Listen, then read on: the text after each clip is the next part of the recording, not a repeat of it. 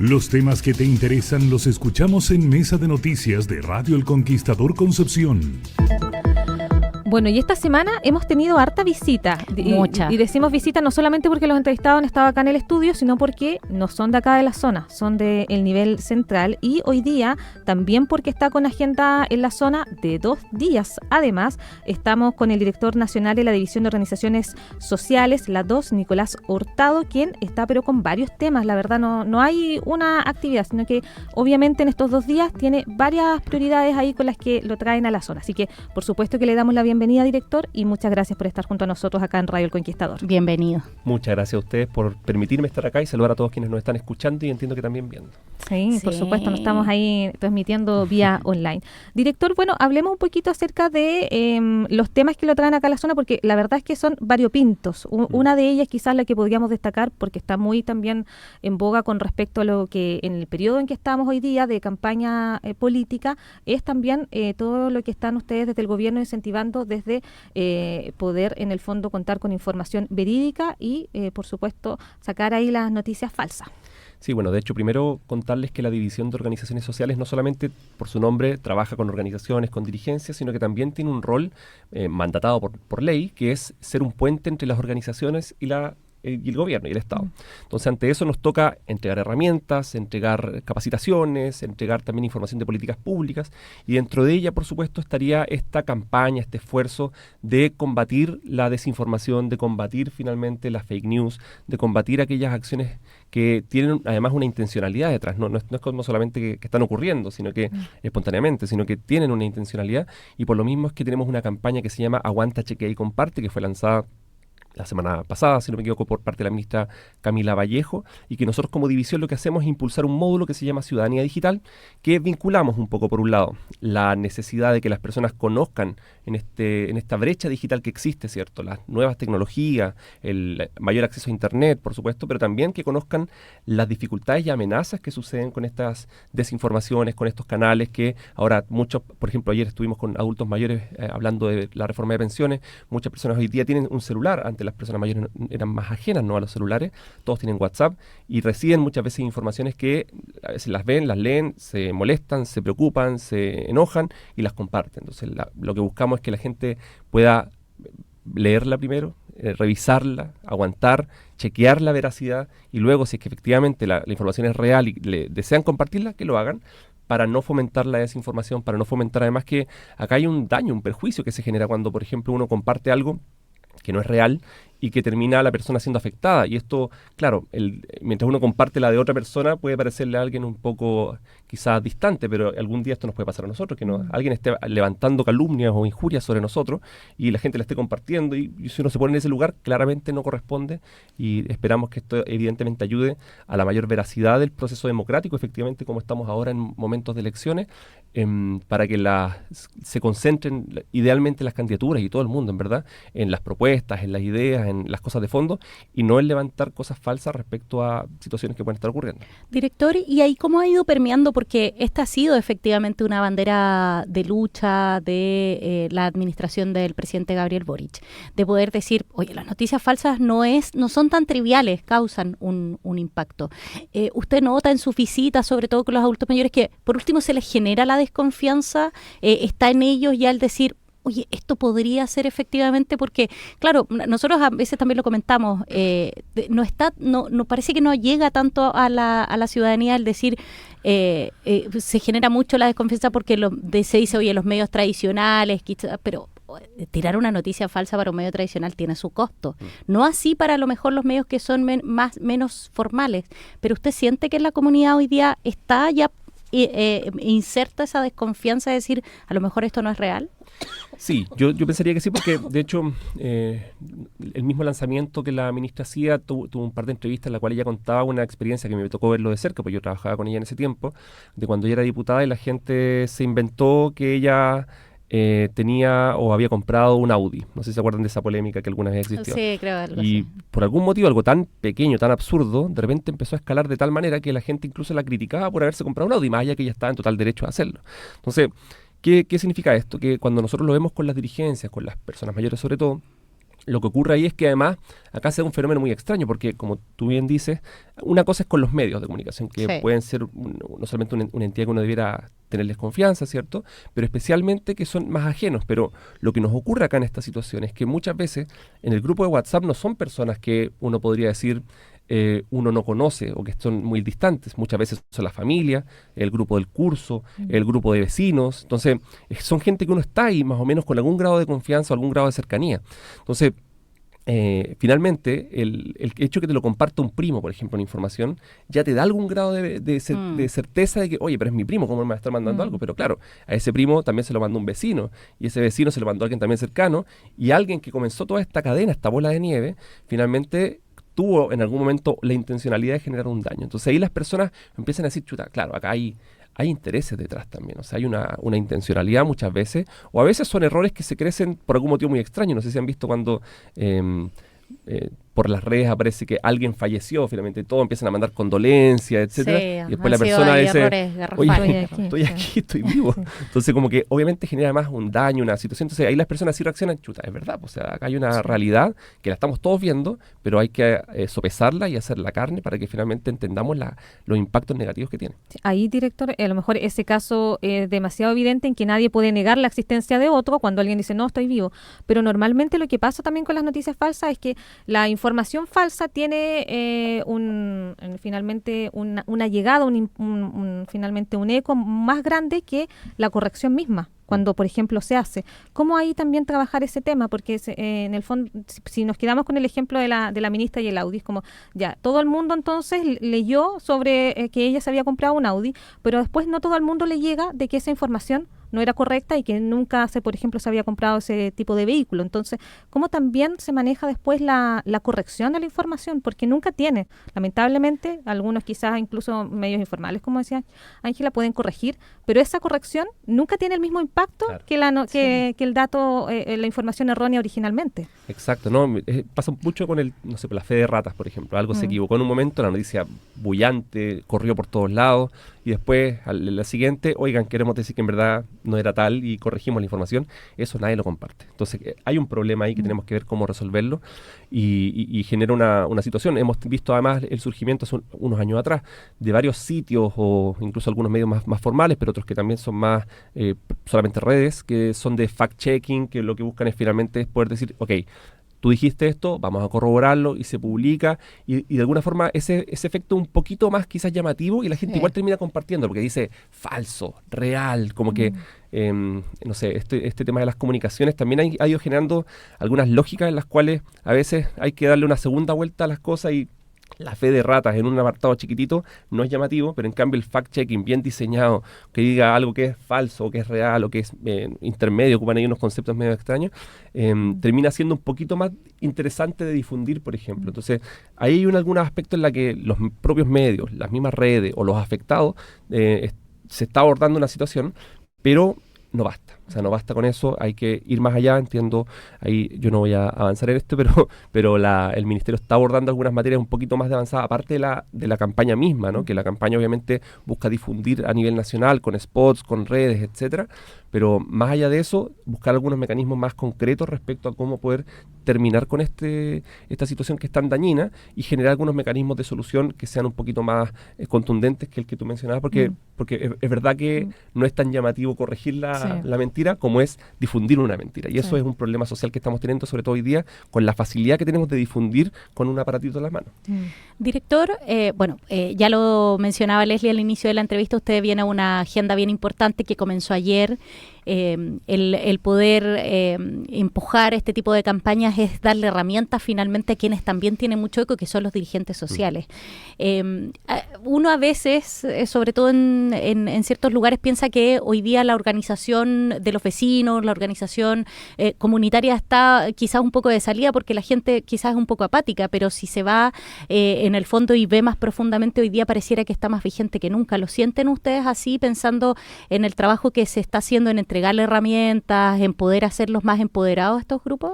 Sí, mira, hay como distintas acciones, porque por un lado lo que uno ve es que hay una creciente sensación de individualismo que no es de ahora, ¿no? O sea, esto No. lleva 20, 30 años en la cual la vinculación, lo colectivo, lo comunitario, ha ido no desapareciendo en ningún caso, pero sí poco a poco siendo mancillado, disminuyendo respecto a situaciones más individuales. Algunos ejemplos.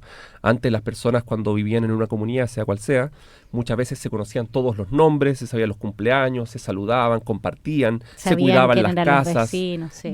Las madres, existía este concepto, esta realidad de las madres nodrizas que lactaban a otros hijos de la comunidad que no eran los propios. O sea, había una realidad completamente distinta a lo que tenemos hoy día.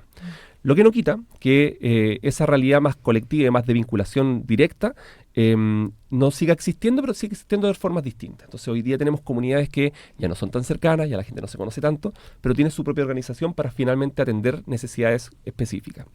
Por ejemplo, tenemos ciertas realidades que una junta de vecinos puede tener una reunión con 20 vecinos, pero hay una situación de un delito o una particularidad y ahí de repente la reunión tiene 200 personas. Entonces, hay una situación que hoy día es más de la necesidad más próxima que de la necesidad más de largo aliento de organizarnos para ser más, mejores, porque la situación de inseguridad que se va a vivir en algún momento se va a poder quizás disuadir si es que tuviésemos una mejor organización que piense un poco más adelante, ¿no? Hoy día es todo muy cortoplacista, muy en la chica, muy en lo personal, muy mi familia y mi reductor y no me meto con más gente. Entonces, ahí hay una necesidad de poder cambiar eso y al menos nosotros como división lo que hemos estado haciendo el esfuerzo por un lado es entregarle más herramientas desde la línea de los específicas como los módulos y capacitaciones que realizamos. Tenemos 25 módulos en nuestra página web con los que nosotros, a través de nuestra seremía acá en la región del Biobío, con nuestra seremi Jacqueline Cárdenas y su equipo, y en todas las regiones del país con los seremis, y nosotros como división, realizamos capacitaciones en distintos ámbitos. Tenemos 5 ejes, materias de organizaciones, de liderazgo, materias de feminismo, materias también relacionadas con medio ambiente, materias de protección a dirigencia. Entonces, hay un trabajo que estamos haciendo, pero además tratamos de generar otras condicionantes para darles más herramientas que, por ejemplo, tenemos un convenio con la Corporación de Asistencia Judicial que permite que las dirigencias, que no siempre hay un abogado cerca o alguien que te permita ayudar en esas materias, que conozca la legislación, puedan hacer consultas atingentes a lo que es la organización, sus elecciones, etcétera. Tenemos un trabajo que realizamos con Banco Estado, que de hecho acá en la región tienen su call center en la comuna de Lota.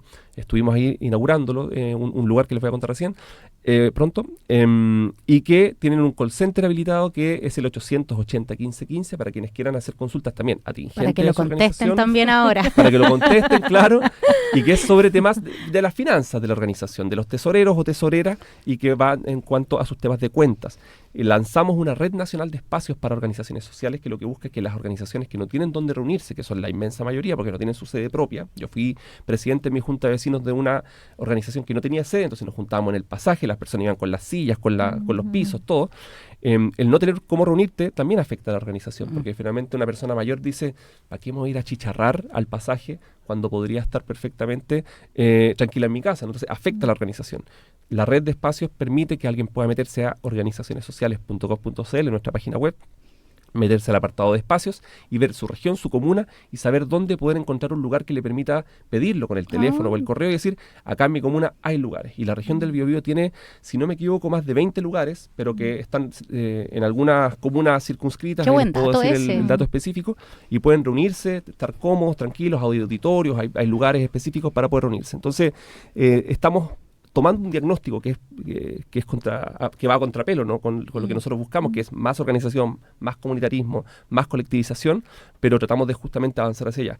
Y lo último que les quiero plantear en esta materia es que el 7 de agosto lanzamos el primer premio anual a la dirigencia social y comunitaria, que también es otra línea de trabajo que nos parece relevante, porque si bien siempre se realizan premiaciones, se le da algún reconocimiento a las dirigencias, esta vez no fue dedocrática finalmente, sino que fue a través de un proceso concursal. La gente se postulaba a sí misma o a sus pares, y así hubo un jurado, que no nosotros, sino que un jurado que eligió a 7 personas a nivel nacional, y esas 7 personas, yo por ejemplo no conocía ninguna, entonces fue un proceso distinto, ¿no? Que antes que uno conocía a las personas y uno los reconocía. Acá no, acá hubo un proceso distinto, con bases establecidas, con plazos. Y esto, ¿por qué quiero plantear la relevancia? Porque más allá de los 7 ganadores y más allá de las 7 menciones honrosas que fueron reconocidas, porque la idea es reconocer el valor del dirigente finalmente. Hay un rol ahí que no se puede perder, porque son personas que están cumpliendo una tarea gigantesca en vincular a las comunidades, en empoderarlas, en generar una condición más favorable para la democracia incluso, en esos Sí. términos estamos hablando, y que además ayuda a todo el Estado. O sea, imaginémonos una municipalidad que no cuenta con dirigentes, que no cuenta con organizaciones, cómo llega con la misma facilidad que hoy día tienen, o con las mismas condiciones que tienen hoy día, a las personas directamente. Es imposible, porque el dirigente es quien abre las puertas, el que conoce el territorio, quien intermedia finalmente. Entonces hay una tarea ahí, que es como los cuidados que son un porcentaje importante del PIB que no está reconocido, ¿cierto? Que no está remunerado. Los dirigentes también no está remunerado y no está reconocido, y probablemente también cumplen un rol importante en el PIB de ordenamiento estatal y funcionamiento de cómo llegan las políticas a las personas. Sí, no, un tema muy importante. Además que, como usted lo mencionaba, director, desde la pandemia, quizá a propósito del mismo también, finalmente, cuarentena, la gente como que empezó, claro, a encerrarse también en sí misma y a dejar de participar en distintas organizaciones. Director, ya, porque obviamente el tiempo se nos pasa volando, cuéntenos un poco para ir finalizando qué otras actividades viene a difundir también en estos 2 días que estuvo acá en la región del Biobío. Sí, bueno, ayer estuvimos en Tomé, estuvimos haciendo un diálogo que se llama Reforma de Mejores Pensiones, que lo que busca, como les decía antes, nosotros, al ser un puente con las organizaciones y el Estado y el gobierno, buscamos que conozcan las políticas públicas. Entonces tenemos diálogos en materia de 40 horas, que fue una política gigantesca que concilia la vida laboral con la familiar. Tenemos un diálogo también respecto al copago cero, que busca disminuirle la carga de la salud, para que la salud sea realmente un derecho y además que sea gratuito. El copago cero finalmente llegó a aliviar a muchas familias al respecto. Tenemos también el de pago efectivo de pensión de alimentos, que ayudó a muchas personas, principalmente a mujeres, a poder tener más recursos para poder financiar la calidad de vida, mejorar la calidad de vida de especialmente las hijas y los hijos. Ahí está el foco finalmente, darles mejor vestimenta, darles mejores condiciones. Y el diálogo que estábamos ayer de reforma de mejores pensiones, porque ya está sucediendo esta reforma que se pudo aprobar este año y que beneficia a millones de personas. Ya en septiembre a las mayores de 82 años se les mejoró la PGU en 25.000 pesos y en enero comienza el Seguro Social. Entonces, las noticias que suceden no siempre las conocen, porque muchas veces ocurren más que, como hablábamos antes de las noticias falsas, hay una mayor quizás condicionante a que las personas se interesen más con las noticias negativas que con las positivas. Entonces nosotros queremos también contar las positivas y que más allá de contarlas, que sepan, para que tengan certeza respecto a los plazos, que ya a los 82 años están ahora, ya en septiembre el próximo año los mayores de 75 y ya en 2027 los mayores de 65, todos van a estar con su PGU mejorada, el Seguro Social a partir de enero y así con cada uno de los plazos. Entonces tenemos en ese marco algunas acciones que nos parece relevante, por supuesto, hacer. Y ahora en la mañana, un ratito más, vamos a estar, porque ya les contaba, hoy día en la tarde vamos a estar en Talcahuano con lo de Ciudadanía Digital, que es lo de desinformación, pero ahora en la mañana vamos a estar con los COSOC de Concepción principalmente, pero también de otras comunas de acá del Biobío, impartiendo un diálogo que lo vamos a hacer por primera vez. O sea, de hecho es una marcha blanca que estamos haciendo, un primer esfuerzo respecto al proyecto que ingresamos como ministerio en agosto de la reforma a la ley 20.500, que es la ley que surge el 2011 y que, bueno, tiene un proceso de un paraguas jurídico a la participación ciudadana, pero que tiene muchas falencias. Entonces este proyecto busca suplir algunas de ellas para poder mejorarle las condiciones a las dirigencias, al voluntariado, a los COSOC, etcétera, etcétera. Entonces vamos a estar ahí compartiendo este primer diálogo, que esperamos además es un proyecto que se apruebe prontamente.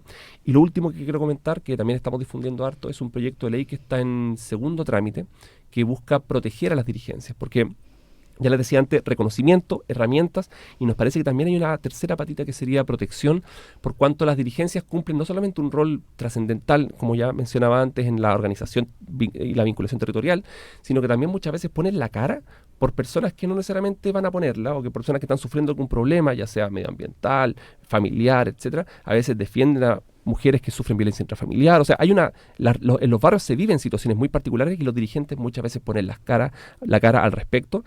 ¿Y qué lleva eso? A que también a veces tienen las consecuencias de ello. Entonces, sufren amenazas, sufren violencia física, les hacen ataques a sus casas. Entonces, cuando eso pasa, hoy día a ellas y ellos les pasa que tienen las mismas penas el delincuente que lo hace, que si fuera un dirigente o una persona que está haciéndolo de suyo propio. Entonces, nos parece que al dirigente, que no solamente quizás le va a pasar por sí mismo, sino que por defender a otros, hay que agravar las penas para quienes cometen actos ilícitos contra el dirigente o la dirigenta, en el marco, por supuesto, de un rol dirigencial. Esto no es como que si alguien atropella a un dirigente, porque sí, hay más penas. No, esto es porque en el marco del rol dirigencial, si que alguien amenaza o le hace un daño, esto va a significar más penas y eso nos parece que es un proyecto que es positivo, que además se aprobó unánimemente en la Cámara de Diputados. Fueron 124 diputadas y diputados que aprobaron este proyecto y que da también mayores condiciones para que las dirigencias sean aliados y aliadas no solamente en el combate a la delincuencia, que quizás puede ser un área, sino que también en el ordenamiento territorial y en la protección de las personas. Entonces hay también un valor ahí y que es parte de lo que estamos difundiendo. Y también les había traído un kit de cositas que estamos entregando, ahí se los puedo dejar para que lo puedan revisar ahí, para que lo puedan ver de algunas cosas que hacemos, entre ellas el proyecto de ley el Comunidad de Más Justicia, que es el del convenio con la Corporación de Asistencia Judicial, el proyecto de ley del FES, que es el que termina con el CAE, lo de reforma de pensiones y una guía para las dirigencias por si alguna vez les contacta a alguien que tiene alguna duda. Acá hay hartos elementos sobre las dirigencias. Nos encantan los regalos. El director de la División de Organizaciones Sociales, la 2, Nicolás Hurtado, en conversación con Mesa de Noticias acerca de lo que ha sido también su despliegue acá en la región del Biobío, con buenas noticias y por supuesto también llevando todos estos avances hacia las organizaciones sociales. Así que muchas gracias por venir junto a nosotros. Muchas gracias, director. Muchas gracias a ustedes y saludar a todos quienes nos vieron. Por supuesto.